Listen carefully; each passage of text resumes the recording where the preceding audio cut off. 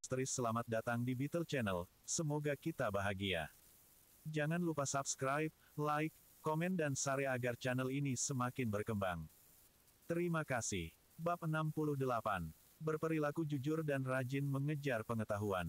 Berdiri di gerbang sekolah SMA ketiga, orang dapat dengan jelas melihat moto sekolah. Feng Yu dengan enggan membawa tas sekolah yang baru. Dia merasa bahwa tas sekolah tidak cocok dengannya. Warna tas setidaknya harus dalam warna emas untuk memamerkan statusnya. Sekolah dimulai 2 minggu sebelumnya di tahun pertama. Di Provinsi Longjiang, siswa sekolah menengah diharuskan menjalani pelatihan militer. Dikatakan untuk menciptakan ikatan antara siswa dan menanamkan disiplin. Seberapa efektif itu? Tidak ada yang tahu. Meskipun Feng Yu mencoba untuk tetap diam dengan mengenakan pakaian sederhana dan kasual, dia masih menarik perhatian siswa dan guru lainnya. Itu semua karena Li Siqiang yang mengantarnya ke sekolah. Apakah ini anak pejabat atau bos besar? Datang ke sekolah dengan mobil. Wen Dongjun, Lina, dan Liu Kun datang ke sekolah dengan mobil. Lina dan Liu Kun membawa barang bawaan mereka. Mereka akan tinggal di asrama sekolah.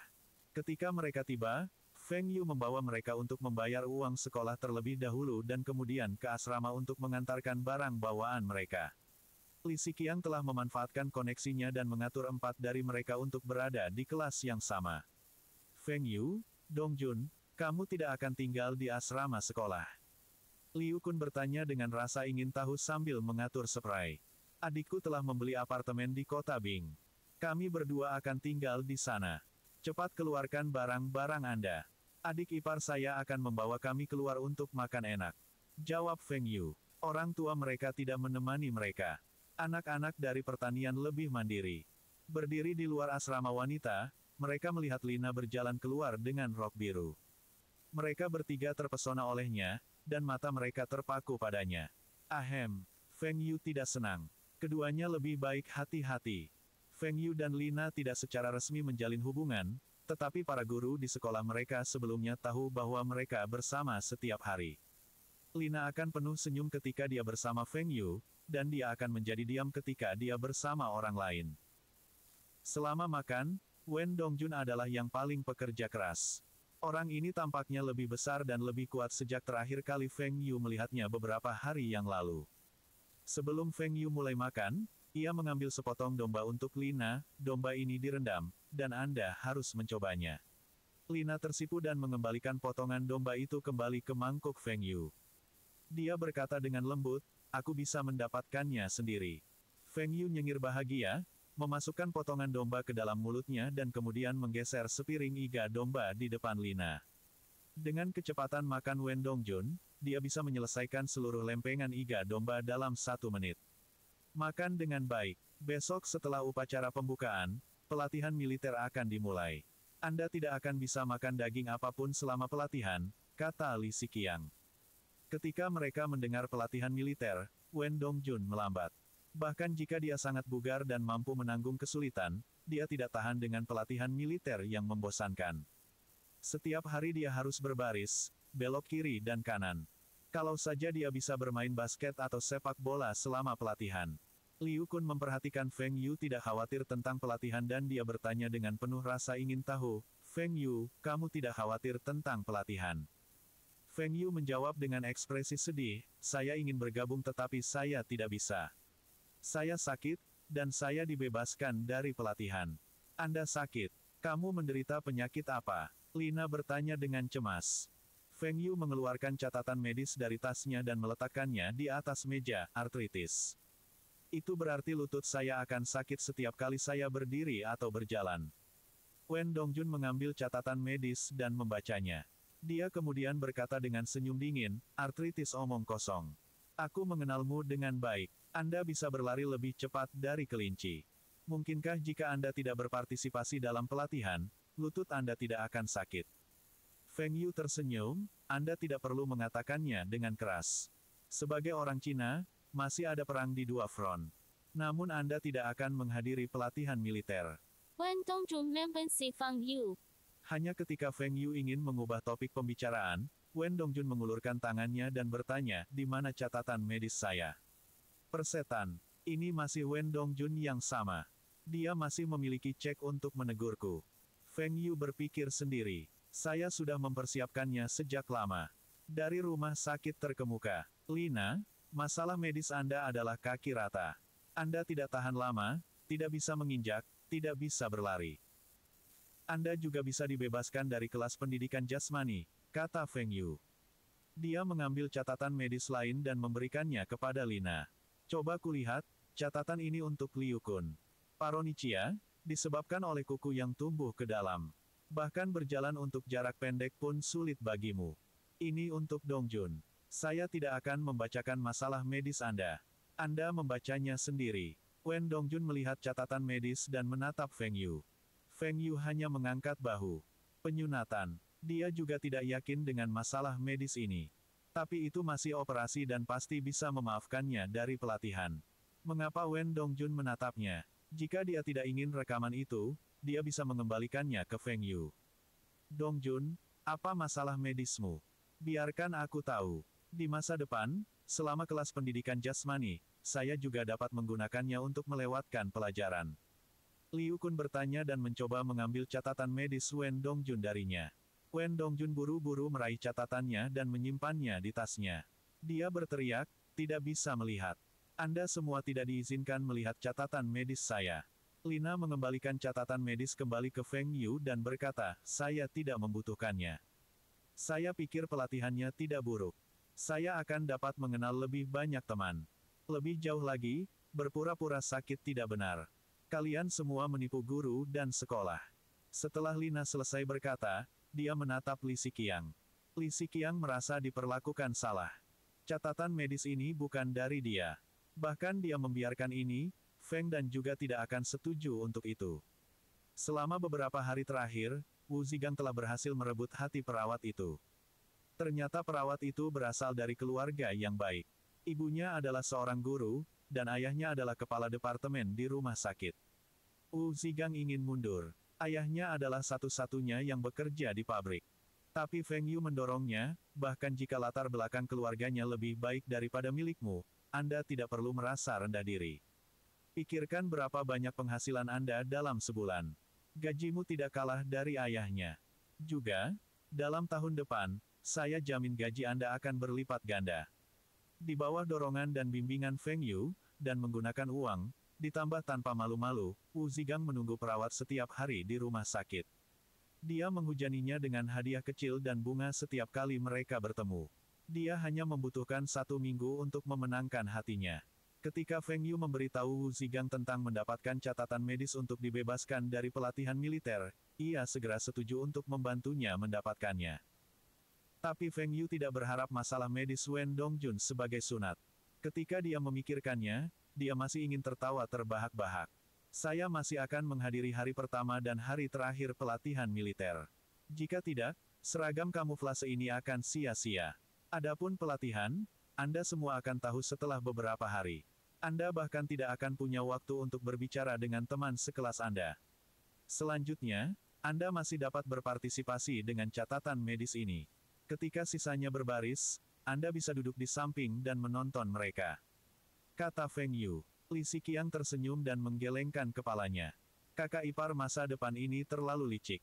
Setelah makan malam, semua orang pergi ke taman hiburan dan bermain sepanjang hari. Wen Dongjun dan Liu Kun hanya memilih wahana yang mengasyikkan itu. Feng Yu menemani Lina ke warung game. Dia menghabiskan belasan RMB dan memenangkan 2 mainan mewah kecil, yang nilainya hanya beberapa dolar, untuk Lina. Tetapi ketika dia melihat senyum di wajah Lina, dia merasa uang itu dihabiskan dengan baik. Feng Yu mengirim Lina, dan Liu Kun mundur ke sekolah sebelum gelap. Di gerbang sekolah, Feng Yu bertanya-tanya, mengapa hanya tahun 1? Kapan saya bisa masuk universitas? Hanya pada usia itu, maka saya bisa mendorong Lina ke atas ranjang. Bab 69. Pada hari pertama pelatihan militer, setelah upacara pembukaan, Feng Yu mengajukan alasan medisnya. Dia lebih suka bermain basket daripada belajar cara berbelok ke kiri dan kanan. Namun instruktur itu tidak mudah tertipu. Anda tidak bisa melakukan pelatihan. Tidak masalah. Anda dapat tetap di sini dan menjaga botol-botol air sisa siswa. Anda ingin pulang? Tidak mungkin. Wen Dongjun beruntung. Dia bermain dengan videonya di rumah sekarang. Kondisinya memungkinkan dia untuk tetap di rumah. Feng Yu adalah orang yang mengajukan cuti medisnya untuknya. Dia bahkan tidak muncul di sekolah hari ini. Liu Kun dan Feng Yu duduk bersama dan mengobrol. Dia tidak diizinkan pulang juga. Tetapi Feng Yu dan Liu Kun, yang merupakan siswa top, tidak memiliki topik umum. Setelah beberapa saat, mereka tidak bisa mengobrol. Peserta pelatihan lainnya terus menatap mereka, membuat mereka tidak nyaman.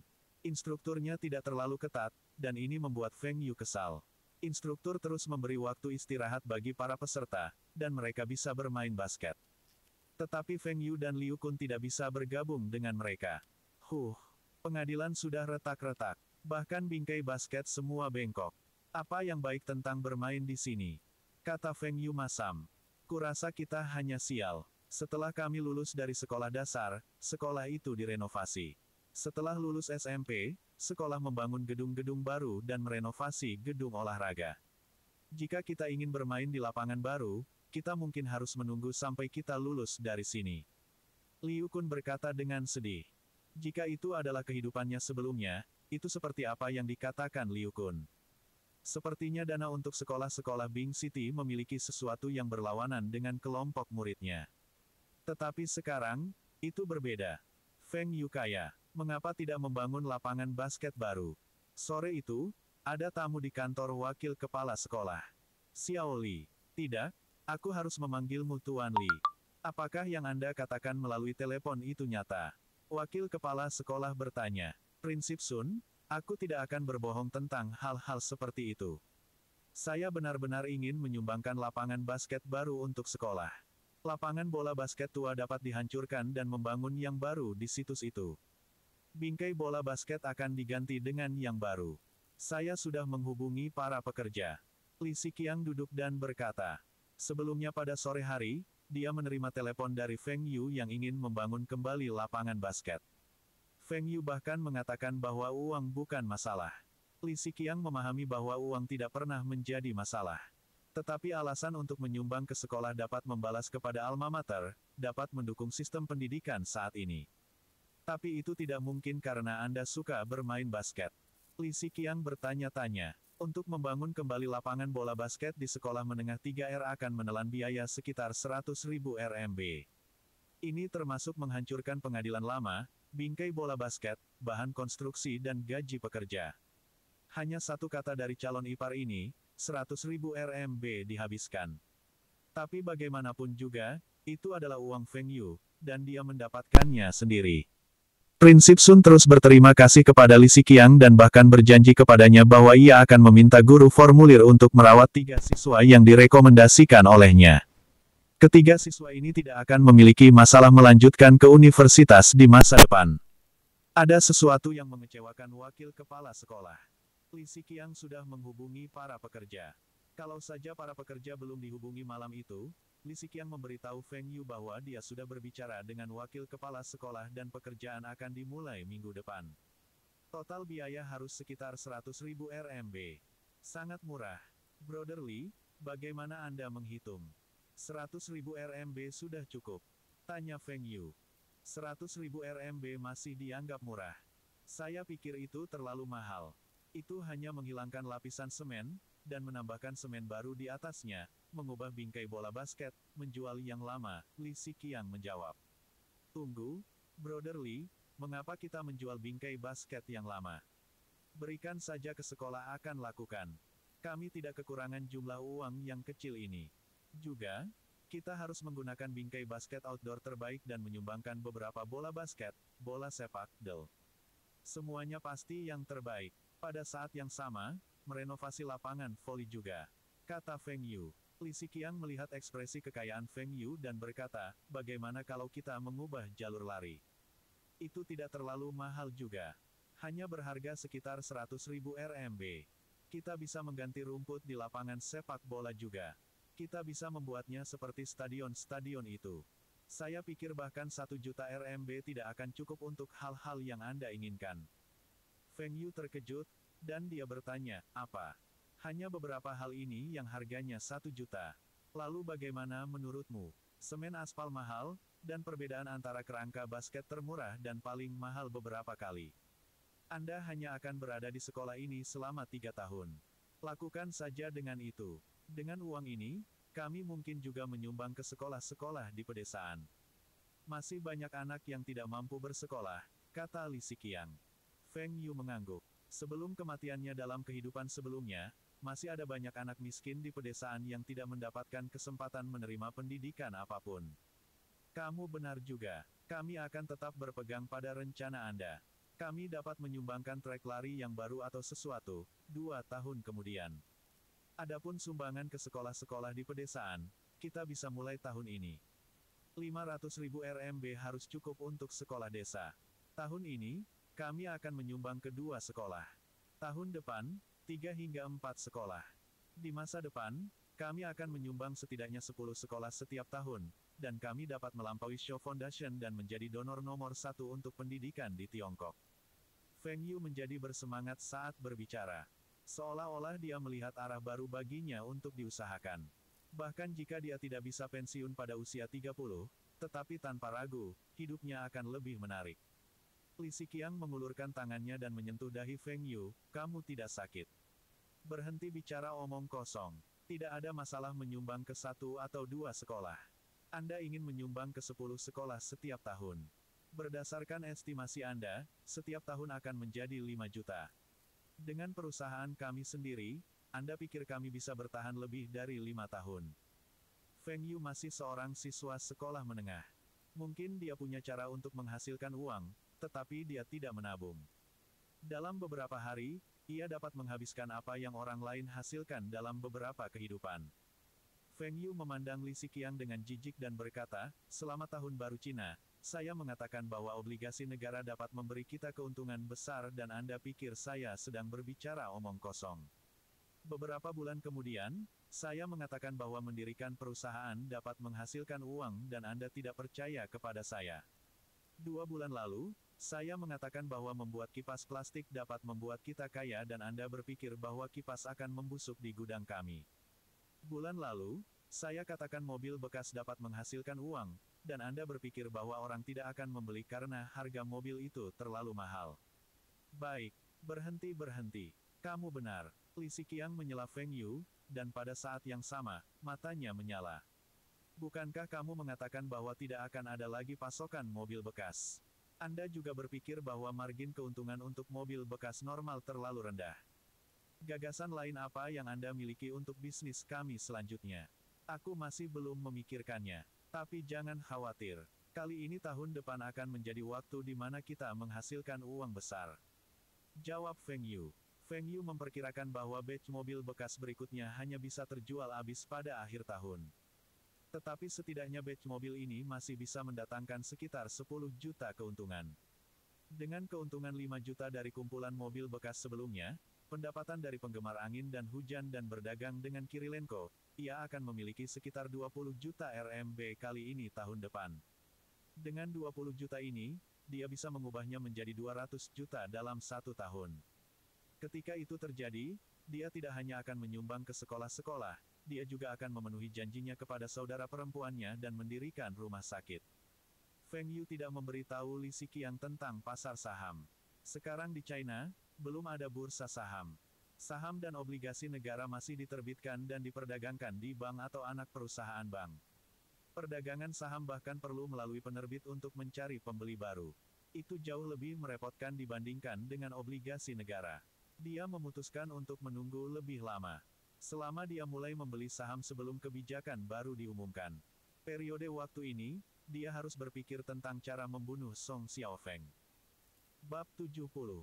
Sebelum Feng Yu dapat menemukan ide, Song Xiaofeng telah pergi. Ada desas-desus bahwa dia belum pulih dari cedera dan dia pergi ke selatan untuk perawatan. Tapi, ada beberapa yang mengatakan bahwa Song Xiaofeng adalah garda depan untuk Song Laozi dan Song Laozi bersiap untuk meninggalkan kota Bing. Adapun rumor kedua, Feng Yu tidak percaya itu. Song Laozi telah beroperasi di kota Bing dan provinsi Longjiang selama bertahun-tahun, dan bahkan menjadi bos paling kuat. Dia juga memiliki koneksi dengan para pejabat di pemerintah provinsi. Dia bahkan membual bahwa dia adalah tamu terhormat dari pemerintah nomor 2. Bagaimana dia bisa meninggalkan tempat ini? Selanjutnya, Feng Yu teringat dari kehidupan sebelumnya, bahwa Song Laosi ditangkap di kota Bing. Tapi itu 2 tahun kemudian. Juga, berdasarkan karakter Song Laosi yang arogan dan dendam, bagaimana mungkin dia pergi tanpa membalas dendam pada orang-orang yang membahayakan keponakannya. Tetapi mengatakan Song Xiaofeng pergi mencari perawatan medis juga tidak benar. Song Xiaofeng seharusnya pulih dari luka-lukanya saat dokter dan perawat dibebaskan. Jika dia belum pulih, dokter dan perawat akan mati atau kehilangan tangan atau kaki. Song Xiaofeng benar-benar meninggalkan Bing City. Ini dikonfirmasikan oleh Cripple Wang. Anak buahnya telah melihat dengan mata kepala sendiri bahwa Song Xiaofeng telah naik pesawat dengan tiket pesawat ke Shenzhen. Lagu Xiaofeng telah pergi, dan Feng Yu merasa lega. Song Laosi tidak datang dan mencarinya. Ini berarti bahwa dia tidak menyadari keterlibatan dan peran Feng Yu dalam insiden ini. Bagaimanapun, sekarang triad itu tetap rendah dan berkonsentrasi untuk menghasilkan uang. Tidak peduli di era mana, ketika kekayaan diakumulasikan hingga jumlah tertentu, itu akan diterjemahkan menjadi kekuasaan dan otoritas. Perusahaan juga telah kembali beroperasi normal. Wu Shigang dan yang lainnya terus melakukan penjualan dari pintu ke pintu mobil mewah bekas. Feng Yu memberi mereka penjelasan langsung. Pergi dan cari bos yang memiliki bisnis sendiri. Orang-orang ini ingin terlihat baik dan memamerkan status mereka. Jika orang lain mengendarai mobil mewah, bagaimana mungkin mereka tidak membelinya? Meskipun semua mobil itu adalah mobil bekas jika tidak disebutkan, siapa yang akan mengetahuinya? Juga, harga kurang dari setengah harga Mercedes-Benz yang diimpor. Itu masih sangat bagus. 6 bulan berikutnya, menjual mobil menjadi satu-satunya pekerjaan bagi stafnya. 2 batch, setidaknya 100 mobil dan harus dijual sebelum akhir tahun. Feng Yu masih memperhatikan orang lain melakukan latihan militer setiap hari. Adalah suatu keharusan untuk konsisten dengan kebohongannya. Dia tidak bisa mengikuti pelatihan sekarang. Akhirnya, pelatihan militer berakhir, dan sekolah secara resmi dimulai. Ruang kelasnya tidak kecil, tetapi ada banyak siswa. Meja-meja sudah tua dan tampaknya bisa melihat coretan yang dilakukan oleh banyak siswa sebelumnya. Hal yang paling membuat Feng Yu kesal adalah bahwa guru mengatur 2 orang dengan jenis kelamin yang sama untuk duduk bersama. Satu-satunya pengaturan pria-wanita adalah sepasang sepupu. Era ini, sekolah berusaha sangat keras untuk mencegah siswa masuk ke hubungan. Itu benar-benar keterlaluan. Di mana-mana di kampus sekolah, akan ada guru dengan ban lengan merah muncul entah dari mana.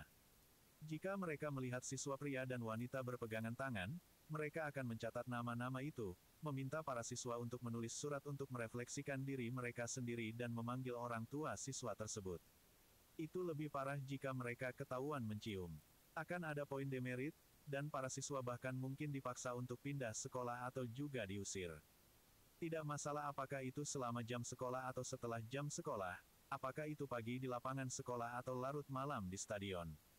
Akan ada orang-orang dari departemen pengajaran yang bersembunyi menunggu untuk menangkap para siswa ketika mereka tidak mengharapkannya. Feng Yu benar-benar ingin menanyai mereka, masuk ke hubungan di sekolah menengah masih dianggap awal.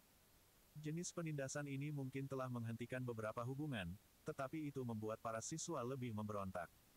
Siswa remaja berada pada tahap di mana mereka memberontak. Semakin Anda tidak membiarkan kami melakukannya, kami akan melakukannya. Ini adalah salah satu alasan mengapa mahasiswa sangat liar dan gila. Mereka ditindas terlalu keras, dan begitu aturan dilonggarkan, mudah bagi mereka untuk kehilangan diri. Bagaimana dengan siswa yang taat dan jujur itu? Mereka tidak dapat menemukan pacar sekarang, dan itu akan sama untuk universitas. Setelah mereka mulai bekerja, mereka harus bergantung pada kencan buta atau mendapatkan gadis-gadis yang tidak diinginkan. Hidup mereka akan kehilangan banyak kesenangan. Sementara Feng Yu tidak memberontak, tetapi dia juga tidak mau mendengarkan para guru. Mereka dapat mengatakan bahwa siswa yang berada dalam hubungan pada usia ini tidak dapat melakukan tanggung jawab. Namun, Feng Yu berbeda. Dia adalah seorang multijutawan, dan dia akan bertanggung jawab kepada Lina. Pada sore hari, di kafetaria sekolah, Feng Yu dan Lina duduk di meja makan yang sama. Feng Yu, seolah-olah tidak ada orang lain di sekitarnya, menarik perhatian banyak siswa ketika dia mengambil makanan untuk Lina dengan sumpitnya. Mereka berdua harus mahasiswa baru. Mereka sepertinya sedang menjalin hubungan. Dari seragam itu, bisa dibilang mereka mahasiswa baru. Mereka cukup berani, dan mereka tidak takut pada tikus besar yang menyelinap dan menangkap mereka. Tikus besar adalah nama panggilan yang mereka berikan kepada master disiplin. Itu karena dia suka memakai jas abu-abu dan suka muncul entah dari mana. Aku membelikanmu rok merah. Tidakkah kamu menyebutkan bahwa rok merah teman hidupmu cantik kemarin? Aku tidak mau. Aku hanya dengan santai mengatakannya. Lina memerah. Dia suka hadiah apapun yang diberikan Feng Yu, tetapi dia juga takut pada siswa lain yang bergosip. Ini bukan peternakan. Ini kota. Bagaimana jika mereka dipanggil ke kantor disiplin dan memberitahu orang tua mereka? Aku sudah membelinya. Anda mencobanya, kata Feng Yu. Kita harus mengenakan seragam di sekolah, kata Lina lembut. Kamu bisa memakainya di akhir pekan atau setelah sekolah. Ambil. Itu cantik, jawab Feng Yu. Apa yang sedang kamu lakukan? Kamu berasal dari kelas berapa? Seseorang dengan ban lengan merah berdiri di depan mereka dan bertanya dengan keras. Lina panik dan berdiri. Dia ingin mengatakan sesuatu, tetapi Feng Yu menarik tangannya dan mendudukkannya. Terus makan saja. Ini akan baik-baik saja, kata Feng Yu. Aku berbicara dengan kalian berdua. Berdiri. Feng Yu melanjutkan makan dengan mengabaikan orang ini.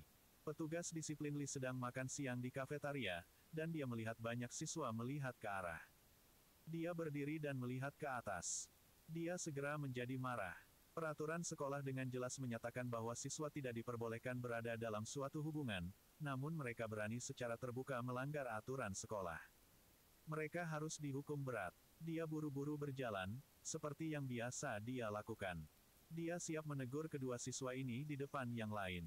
Dia harus memberitahu mereka kesalahan mereka dan membuat mereka menulis surat refleksi diri. Jika perlu, ia akan membuat mereka membacakan surat refleksi diri mereka di depan sekolah. Biasanya, ketika dia muncul, siswa akan dengan patuh menerima omelannya dan bahkan memohon padanya untuk menghindari hukuman. Tetapi hari ini, dia tidak berharap bocah ini mengabaikannya. Seolah bocah itu tidak melihatnya. Dia gelisah dan mengulurkan tangan untuk meraih lengan siswa laki-laki itu.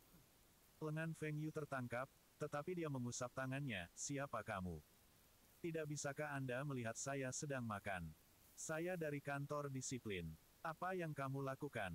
Saya sedang makan. Kamu, buta. Feng Yu menjawab dan melambaikan tangannya di depan wajah petugas Li seolah-olah dia sedang memeriksa apakah dia buta. Dari kelas mana kamu berasal? Apakah kamu tidak tahu bahwa sekolah melarang siswa dalam hubungan? Panggil orang tuamu. Harus memanggil orang tuamu. Petugas Li sangat marah. Siswa ini terlalu sombong. Dia harus dihukum. Dihukum berat. Kamu tidak menuduh kami. Kami hanya teman sekelas. Bukankah peraturan sekolah menyatakan bahwa siswa harus saling mencintai? Kami hanya makan bersama. Ada apa? Feng Yu menjawab. Melarang siswa menjalin hubungan bukanlah hal yang salah. Tetapi seharusnya tidak melarang demi melarang. Feng Yu bertekad untuk berdebat dengannya dan melihat siapa yang lebih fasih berbicara. Para siswa yang lain tercengang. Mahasiswa baru ini terlalu sombong dan berani berhadapan langsung dengan petugas Li. Bersambung, terima kasih telah menyaksikan dan mendukung channel ini.